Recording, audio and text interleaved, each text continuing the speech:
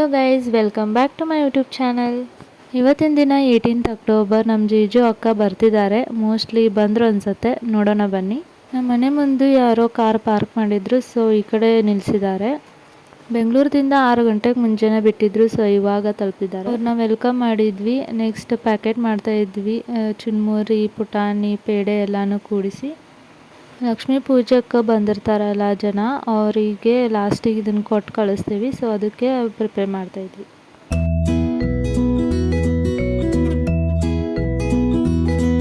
ನಂಗೆ ಮೆಹಂದಿ ಅಷ್ಟು ಬರೋಂಗಿಲ್ಲ, ಸೊ ಹಂಗೆ ಮನೆಯಲ್ಲೇ ತೆಗಿತಿರ್ತೀನಿ ಯಾರಿಗಾದರೂ. ಸೊ ಇವಾಗ ನಮ್ಮ ಮಮ್ಮಿಗೆ ತೆಗೆದಿದ್ದೀನಿ. ಸೊ ಹೆಂಗಾಗಿತ್ತು ಅಂತ ಕಮೆಂಟ್ ಮಾಡಿ. ನಾನು ಪಾಪ ಮಾರ್ಕೆಟಿಗೆ ಹೋಗಿ ಆಕಾಶ್ ಬುಟ್ಟಿ ಮತ್ತು ಏನೇನು ಬೇಕು ಸಾಮಾನು ಅದೆಲ್ಲ ತೊಗೊಂಡು ಬಂದ್ವಿ. ಬಟ್ ಫುಲ್ ರಶ್ ಇತ್ತು, ವಿಡಿಯೋ ಮಾಡೋಕ್ಕಾಗಲಿಲ್ಲ. ಸೊ ಇವಾಗ ಬಂದು ಲೈಟಿಂಗ್ ಎಲ್ಲನೂ ಹಾಕಿ ಆಕಾಶ್ ಬುಟ್ಟಿನೂ ಹಾಕಿದ್ದೀವಿ. ನಮ್ಮ ಅಕ್ಕ ಅದು ತೋರಣ ಆರ್ಡರ್ ಮಾಡಿದ್ಲು, ಸೊ ಅದನ್ನು ಹಾಕ್ತಿದ್ದಾಳೆ.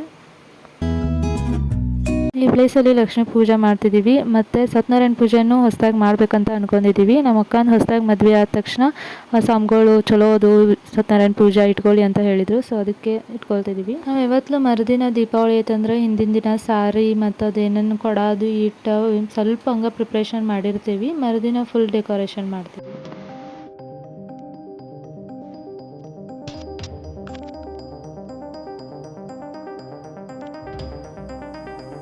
Good morning guys. ಇವತ್ತು 20th ಅಕ್ಟೋಬರ್, ದೀಪಾವಳಿ ದಿನ. ನಿಮಗೆ ಮತ್ತು ನಿಮ್ಮ ಫ್ಯಾಮ್ಲಿಗೆ ಹ್ಯಾಪಿ ದೀಪಾವಳಿ. ಲಕ್ಷ್ಮೀ ಪೂಜೆಗೆ ಡೆಕೋರೇಷನ್ ಮಾಡೋದಕ್ಕೆ ಬರೀ ಲೈಟಿಂಗು, ಜ್ಯುವೆಲ್ರೀಸ್ ಆದರೆ ಸಾಲಲ್ಲ. ಸೊ ಫುಲ್ಲಿ ಡೆಕೋರೇಷನ್ ಚೆನ್ನಾಗಿ ಕಾಣಿಸ್ಬೇಕಂದ್ರೆ ಬಾಳೆ ಗಿಡ ಬೇಕು. ಸೊ ಅದಕ್ಕೆ ತೊಗೊಂಬರಕ್ಕೆ ಹೋಗ್ತಾಯಿದ್ದೀವಿ. ಪರ್ಟಿಕ್ಯುಲರ್ ಪ್ಲೇಸ್ಗೆ ಹೋಗಬೇಕು, ಏಕೆಂದ್ರೆ ಹಂಗೆ ಎಲ್ಲೋ ಇಟ್ಟಾರ ತೊಗೊಂಬರ್ಬೇಕು ಅಂತಂದು ಹೋದ್ರೆ ಅಲ್ಲಿ ಕಾಸ್ಟ್ಲಿನೇ ಹೇಳ್ತಾರೆ. ಸೊ ಇದೊಂದು ಏರಿಯಾನೇ ಐತಿ, ದೀಪಾವಳಿಗೆ ಇಲ್ಲೇ ಇಡ್ತಾರೆ ಒಂದು ಬಾಳೆ ಗಿಡ, ಹೂ ಅದು. ಸೊ ಇಲ್ಲೇ ಬಂದಿದ್ದೀವಿ. ಮನೆಯಲ್ಲಿ ಹೋಳಿಗೆ ಮಾಡಿದ್ರು, ದೇವಸ್ಥಾನಕ್ಕೆ ಹೋಗಿ ಎಡೆ ಹಿಡ್ಕೊಂಡು ಬಂದಿದ್ರು. ಸೊ ಅದಕ್ಕೆ ಬಂದಿದ್ದೀನಿ. ಬಾಳೆ ಗಿಡ ಹಂಗೆ ಇಟ್ಟರೆ ಕೊಳಿತೈತಂತ ಬಕೆಟಲ್ಲಿ ನೀರು ತುಂಬಿಸಿ ಅದರಲ್ಲಿ ನಿಲ್ಲಿಸಿದ್ವಿ.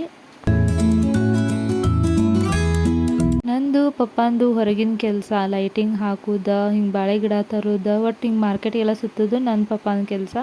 ಮನೆಯಲ್ಲಿ ನಮ್ಮ ಅಕ್ಕನ ಕೆಲಸ ಇದು ಲಕ್ಷ್ಮೀ ಪೂಜೆದು. ಅಡುಗೆ ಕೆಲಸ ನಮ್ಮ ಮಮ್ಮಿದು. ಎಲ್ಲರೂ ಒಂದೊಂದು ಕೆಲಸನ ನೇಮಿಸ್ಕೊಂಡಿದ್ವಿ. ಅಟ್ ದಿ ಫಸ್ಟ್ ಟೈಮ್ ನಮ್ಮ ಮನೆಯಲ್ಲಿ ಸತ್ಯನಾರಾಯಣ ಪೂಜೆ ಮಾಡ್ತಿರೋದು. ಇವ್ರದ್ದು ಮದುವೆ ಆದ ತಕ್ಷಣ ಇಟ್ಕೋಬೇಕಂದಿದ್ರು. ಒಂದೇ ದಿನದಲ್ಲಿ ನಮ್ಮ ಮನೇಲಿ ಪೂಜೆನೂ ಇತ್ತು, ನಮ್ಮ ದೊಡ್ಡಮ್ಮನ ಮನೆಯಲ್ಲಿ ಭರಮಪ್ಪನ ಪೂಜೆ ಇತ್ತು. ಸೊ ಅದಕ್ಕೆ ಹೋಗ್ತಾ ಇರೋದಲ್ಲಿ ಮುಗಿಸ್ಕೊಂಡು ನಮ್ಮ ಮನೆಗೆ ಬಂದ್ವಿ. ಚೆನ್ನಾಗಾಗಿತ್ತು ಪೂಜೆ, ಪ್ರಸಾದ ಮಾಡ್ಕೊಂಡು ಬಂದ್ವಿ. ಸೊ ಆಲ್ರೆಡಿ ಟೈಮ್ 3 o'clock ಆಗಿತ್ತು. 4 o'clock ಅಂದರೆ ಸತ್ಯನಾರಾಯಣ ಪೂಜೆ ಸ್ಟಾರ್ಟ್ ಮಾಡ್ಬೇಕಂತ ಅಂದಿದ್ರು. ಸೊ ರಂಗೋಲಿ ತೆಗಿಯೋಕೆ ಅಷ್ಟು ಟೈಮ್ ಹಿಡಿತೈತಿ ಅಂತ ಜಲ್ದಿ ಮುಗಿಸ್ಕೊಳಕ್ಕೆ ಬಂದ್ವಿ. ಬಟ್ ಆ್ಯಕ್ಚುಲಿ ನಾನು ರಂಗೋಲಿ ಹೆಂಗೆ ತೆಗಿಬೇಕಂತ ನೋಡಿರಲಿಲ್ಲ. ಆನ್ ದಿ ಸ್ಪಾಟ್ ಅವಾಗನೇ ಸರ್ಚ್ ಮಾಡಿ ಓಕೆ ಇದು ಅಂತ ಈಗ ತೆಗಿತಾಕೆ ಬಂದಿದ್ದೀನಿ.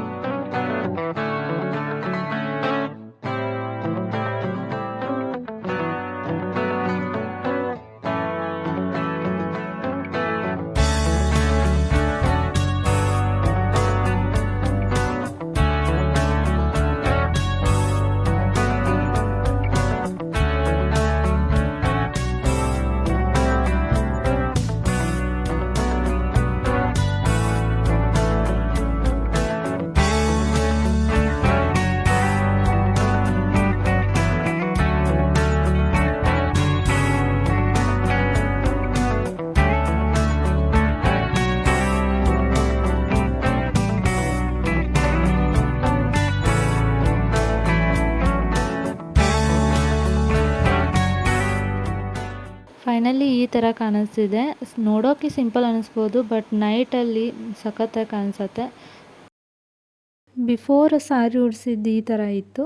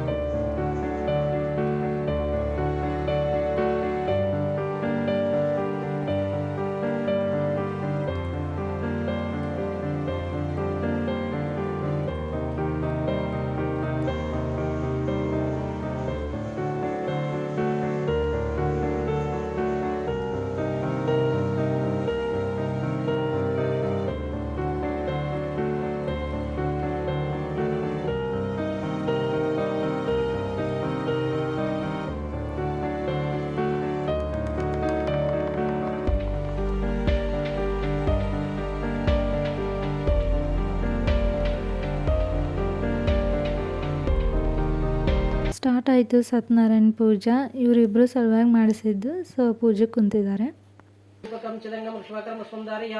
परमानंद सर्भ्य परिपूर अधिगंतम ग्रहणकम कपियारिष्णम कुंकुमं धारयामि श्रीसम सदाशिवरिष्णम कुंकुमं धारयामि अक्षतमक्षतम श्रीसम अक्षतं धारयामि पत्रिका पुनाकमिकल धारयामि बिलो धारयामि सेवंतिक पाठाब्ज पुनाग्रज नाना विधा परिमल पुष्पाणि धारयामि श्री नाना समर्पयामि चंपू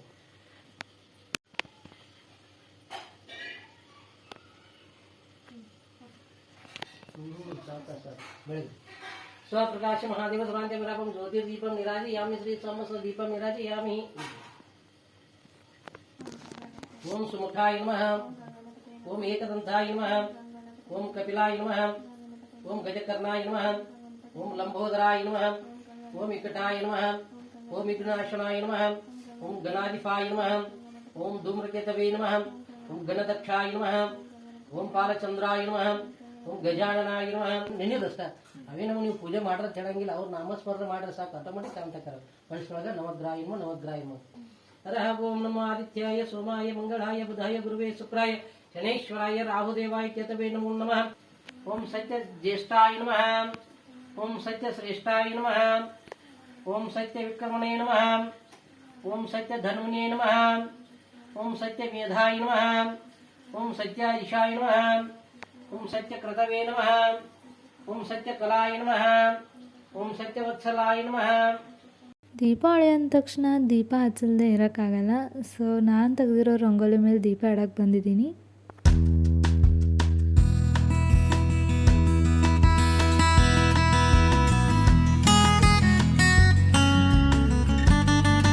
ಹೋಳಿಗೆ ಮಾಡಿದ್ರು. ಸೊ ದೇವಸ್ಥಾನಕ್ಕೆ ಹೋಗಿ ಎಡೆ ಹಿಡ್ಕೊಂಬ ಅಂತ ಕಳಿಸಿದ್ರು. ಸೊ ಕಾರಲ್ಲಿ ಹೋಗ್ತಾ ಇದ್ದೀವಿ ನಮ್ಮ ಕಸಿನ್ಸ್ ಎಲ್ಲರೂ. ಮೊದಲು ಈ ಪ್ಲೇಸಲ್ಲಿ ಲಕ್ಷ್ಮೀ ದೇವ್ರ ಗುಡಿ ಇತ್ತಾ ಅಂತ ಕ್ವಶನ್ ಮಾರ್ಕ್ ಬರುತ್ತೆ. ಬಟ್ ಈಗ ಎಷ್ಟು ಕನ್ಸ್ಟ್ರಕ್ಷನ್ ಮಾಡಿದ್ದಾರೆ ಅಂದರೆ ನೋಡಿದ್ರೆ ಸಾಕು ಅಟ್ರಾಕ್ಷನ್ ಆಗುತ್ತೆ, ಹಂಗೆ ಭಕ್ತಿ ಹುಟ್ಟುತ್ತೆ.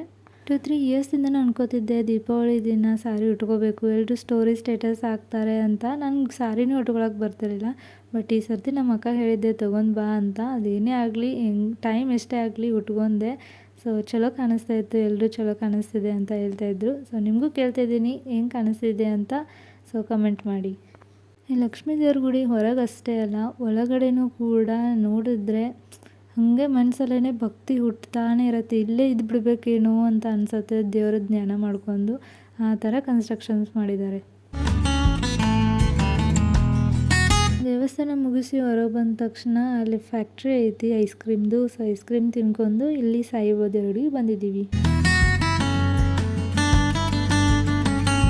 ಇವತ್ತಿನ ದಿನದ ಬ್ಲಾಗ್ ಇಷ್ಟ ಆಗಿರುತ್ತೆ. ನೆಕ್ಸ್ಟ್ ಬ್ಲಾಗಲ್ಲಿ ಸಿಗ್ತೀನಿ. So bye guys.